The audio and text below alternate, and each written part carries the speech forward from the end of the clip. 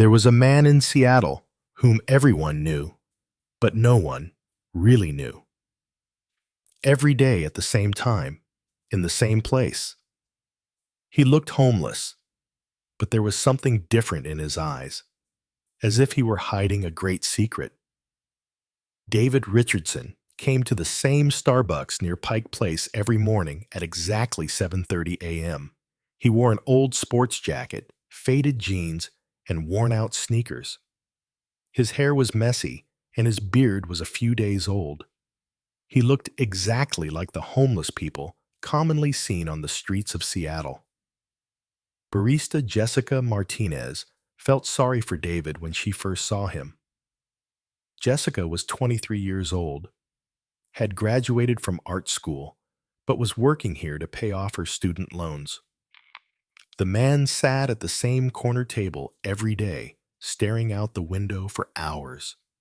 Sometimes he pulled out a small notebook and wrote something. Jessica thought he might be writing poetry. There were many homeless artists in Seattle. "Sir, what would you like?" Jessica asked on the first day, using her most sincere voice. "A large black coffee, please," David said in a quiet but polite voice. Jessica noticed something about the man's way of speaking. His politeness, choice of words, even his posture. He was different from other homeless people. He spoke like an educated person, but his appearance was so deceptive that she dismissed the thought immediately.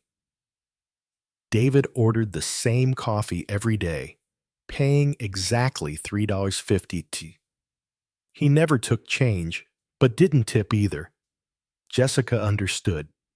His situation was clear. By the end of the first week, Jessica began to wonder about David. He was never aggressive, never asked for money, never caused any trouble. He just sat there, drank his coffee, and wrote in his notebook. Sometimes he even smiled. As the days passed, other customers began to notice David as well. The white-collar workers going to work in the morning looked at him with pity. Some of them approached Jessica and whispered, "Does that poor man always sit here?" Jessica shook her head. "Yes, he's a very calm person. He never causes any trouble." Linda Chen was a 35-year-old marketing manager. She came at the same time every morning, ordered a venti latte, and rushed off to work. She had noticed David on the third day. She noticed how clean he was, that he didn't smell bad, and even wondered what he was writing in his notebook. One morning, Linda gathered her courage and approached David. "Hello," she said gently. "I'm Linda. I see you here every day." David looked up. His eyes were very tired, but also very intelligent. "Hello, Linda. I'm David. What are you writing all the time?" David closed his notebook. "Thoughts, memories, about life." Linda wasn't expecting that answer. "Are you a writer?" David gave a wry smile. "I used to write different things. Now I just write about what I've experienced." This conversation had deeply affected Linda. This man was not just a homeless person. There was a different depth to him. The next day, Linda bought an extra coffee for David. "I'd like to buy you a coffee," she said. David looked surprised. "That's very kind of you, but please accept it. It was nice talking to you yesterday." David accepted the coffee, but there were tears in his eyes. "Thank you very much," he said, swallowing hard. When Linda saw this reaction, her heart ached. This man was truly in a difficult situation, but the reason for David's tears was not what Linda had thought. He was crying because, for the first time in a long time, someone had approached him simply because he was human. and because he couldn't tell them the truth. David Richardson was actually the founder of Cloud Tech Solutions. 12 years ago, after graduating from Stanford, he revolutionized the cloud computing industry and sold his company to Amazon for $47 million. He had been featured on the Forbes 30 Under 30 list, given TED Talks, and was one of the shining stars of the tech world. A penthouse apartment, a Maserati, friends from the tech world. His life seemed perfect from the outside, but David was alone. The people around him were only close to him for money, talked to him for business, and befriended him for their own gain. But 3 months ago, his life had completely changed. When he went to the doctor for the fatigue and stomach pain he had been feeling for weeks, the results were terrifying. Pancreatic cancer, said oncologist Dr. Sarah Kim in a cold voice. Stage 4. Unfortunately, it's advanced significantly. We need to start aggressive chemotherapy. But what? David asked. Your chances are of 15%, maybe 6 months, or a year if things go well. David sat in the clinic for 2 hours that day, watching the Seattle skyline from the window. The Space Needle, Elliott Bay, the city's technology towers. Suddenly, success, money, and fame had lost all meaning. When he returned home, he didn't tell anyone. He simply told his assistant Elena, "I'm taking a few days off."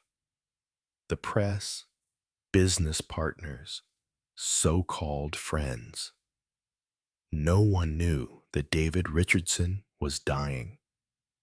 When chemotherapy began, David's appearance began to change rapidly.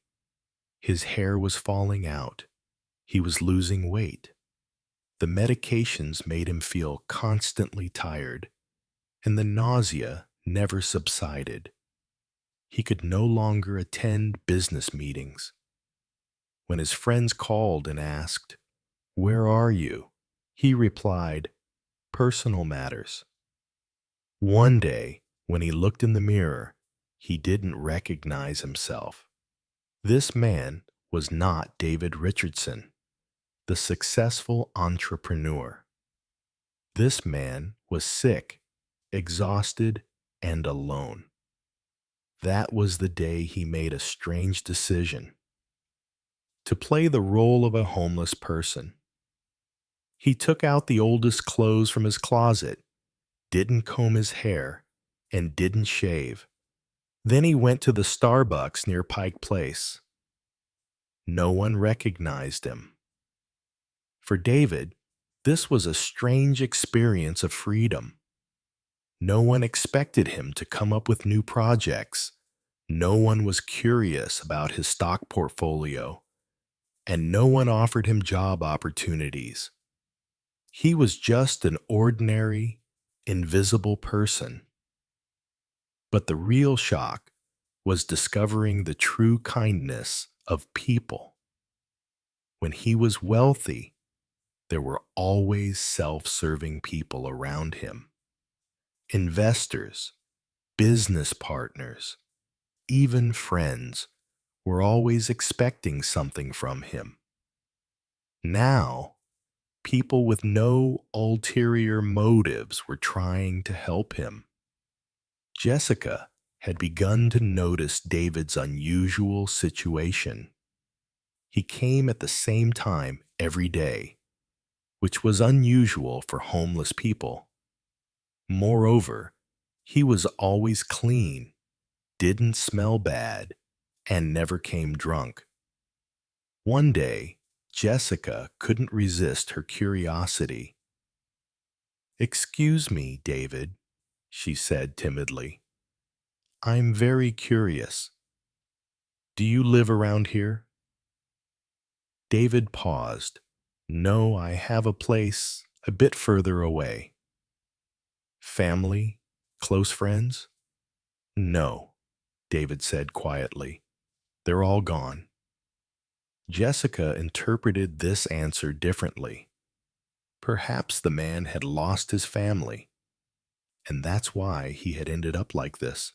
"So what did you do before?" asked Jessica. "I worked with computers," said David. Technically, this wasn't a lie. "Oh, I see. The tech industry is tough. There are a lot of layoffs." David nodded. "Yes, it's very volatile." That day, Jessica had given David an extra-large muffin. "I brought it from home. I can't eat it," she had said, lying. When David saw this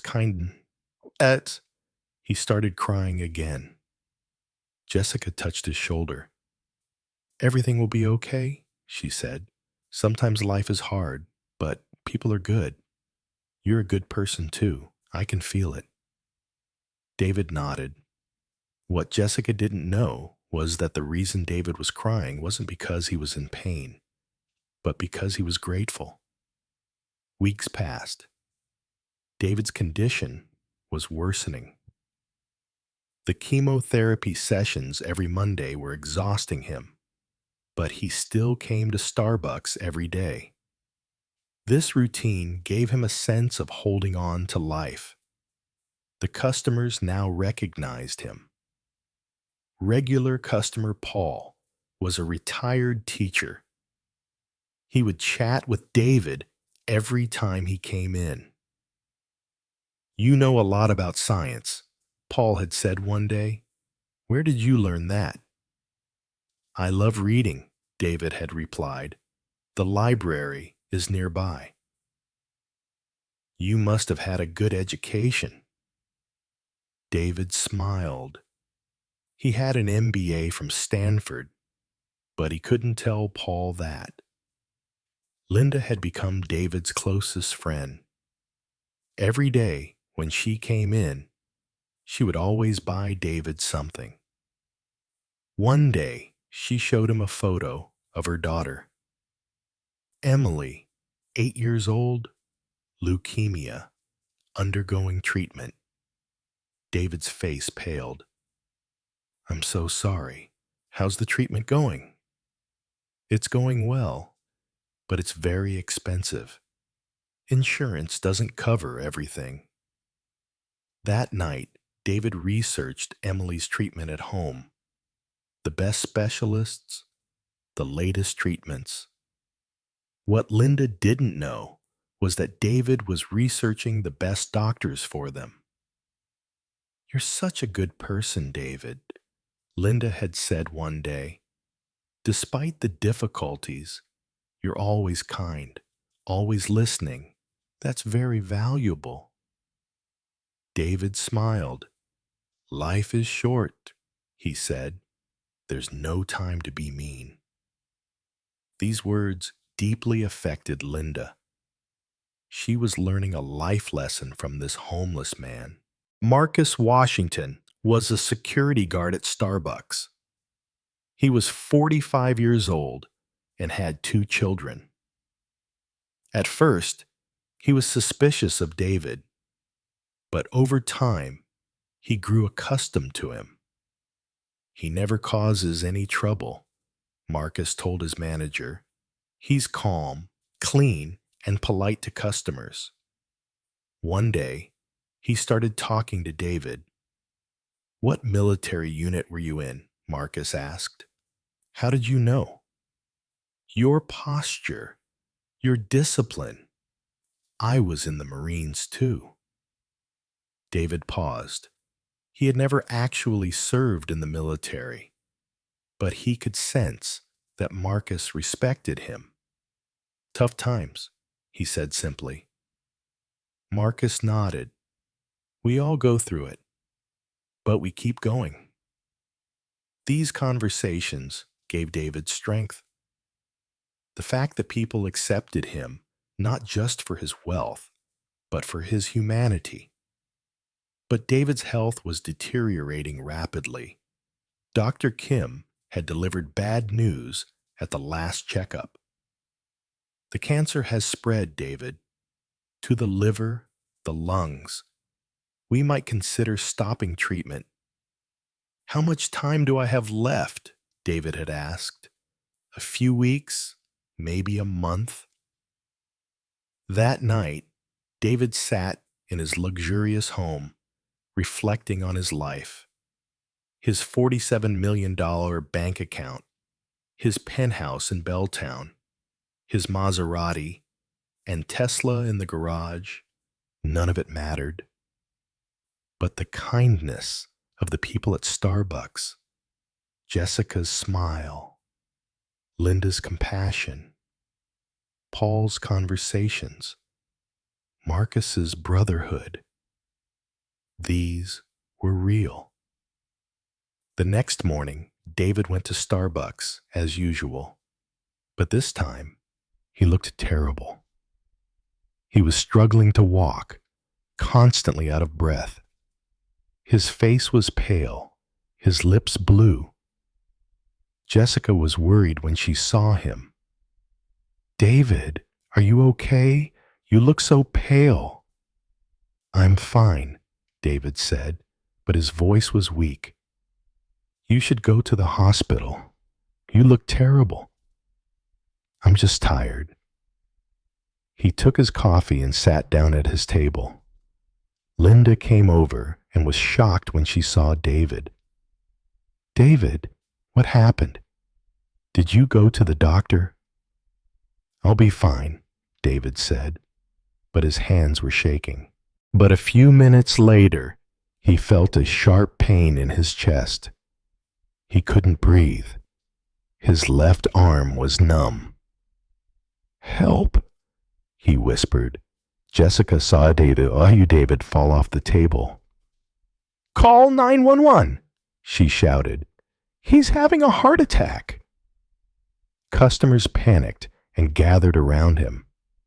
Linda knelt beside David and checked his pulse. "His pulse is very weak.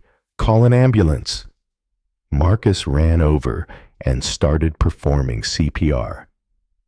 "Don't give up, David. You'll make it." The ambulance arrived in 5 minutes. While the paramedic tried to stabilize David, he checked his ID. He saw the platinum card in his wallet, then his driver's license. "David Richardson," the paramedic said slowly, "founder of Cloud Tech Solutions. This man is a millionaire." Everyone at Starbucks was shocked. Jessica's mouth dropped open. "There must be a mistake," said Linda. "This man is homeless. He's poor." But the paramedic had checked David's ID again. There was also an American Express Centurion card in his wallet. This was really David Richardson. "It's impossible," Paul whispered. "I talked to David Richardson about science. He's very smart, but..." Marcus was confused. "Why is he living like this then?" At the hospital, David was conscious, but in critical condition. Dr. Kim came to his side. "David, we need to call your family," the doctor said. "I don't have a family," David said in a weak voice. "But can you call Jessica from Starbucks? And Linda, Paul, Marcus?" The doctor was surprised. For a millionaire's closest relatives to be people from a coffee shop, don't they know your identity? "No, and I want them to find out. But from me." Jessica, Linda, Paul, and Marcus rushed to the hospital. When they saw David in intensive care, they were shocked. This was really that homeless man. But now, he was surrounded by machines. "David," Jessica said tearfully, How is this possible? David smiled. Sit down. I'll explain. He told them all the truth about his cancer, his identity, why he was playing this role. Why? Asked Linda. Why did you do this? David smiled. When I found out I was sick, everything changed. No one saw me as David Richardson anymore, just as a sick man. Then I met you, real people. For the first time, people who loved me not for my money, but for my heart. But you're rich, said Paul. You have everything you want. Money doesn't bring happiness, David said, but kindness does, your kindness. Jessica's sincerity, Linda's compassion, Paul's wisdom, Marcus's brotherhood. These things can't be bought with money. Jessica's eyes were tearful. We thought we were helping you, but actually you helped us. You reminded us of our humanity. David shook his head. The best days of my life were the ones I spent at that Starbucks, because for the first time, I was real. The next day, David's condition worsened. With his last strength, he called his lawyer. I want to change my will, David said. All my money, David said, pay off Jessica's student loans, cover Linda's daughter's medical expenses, double Paul's pension, cover Marcus's children's university expenses. Use the rest for the homeless in Seattle. Set up a foundation in their name. Jessica and Linda stayed by David's side in his final days. This homeless man had taught them life's most important lesson. True wealth lies in humanity. When David Richardson died 3 days later, the Seattle media reacted with great shock. But to the customers at Starbucks, he had never been millionaire David Richardson. He was the coffee man with a big heart who loved kindness and listened to everyone. Jessica placed a coffee on David's table every morning. When customers asked why, she explained, sometimes the richest people appear the simplest, and sometimes someone thought to be homeless actually becomes your home. David's legacy was not just about money. He taught people how misleading prejudices can be, and that true value lies not in appearance, but in the heart. And at that Starbucks in Seattle, no one judged anyone by their appearance anymore, because they all knew every person has a story, and sometimes the most beautiful stories are hidden in the most ordinary-looking people.